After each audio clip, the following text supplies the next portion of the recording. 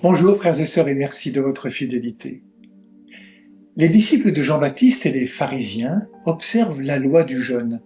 Ils sont dans l'esprit du Premier Testament et leur fidélité au jeûne témoigne de leur volonté d'être fidèles à Dieu et d'attendre son salut.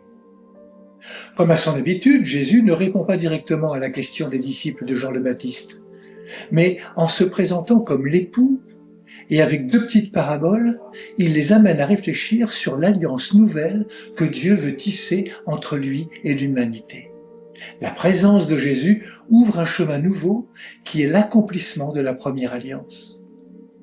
Cela, l'apôtre Paul l'a bien saisi quand il écrit « Si donc quelqu'un est dans le Christ, il est une créature nouvelle.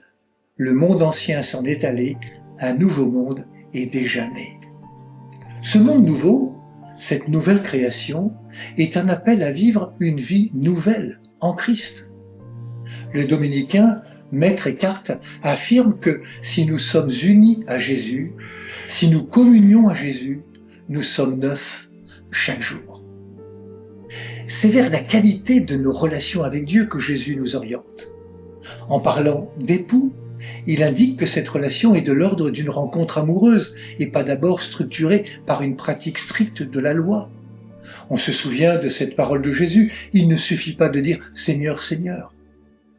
C'est bien à une conversion du cœur que Jésus appelle.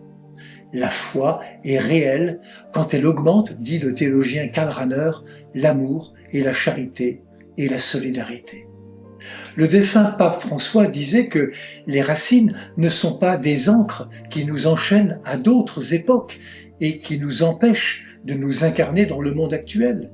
Elles servent de point d'ancrage qui nous permet de nous développer et de répondre à de nouveaux défis, ceux d'aujourd'hui. Jésus ne vient pas simplement réparer ou améliorer l'ancienne religion, mais inaugurer quelque chose de radicalement nouveau.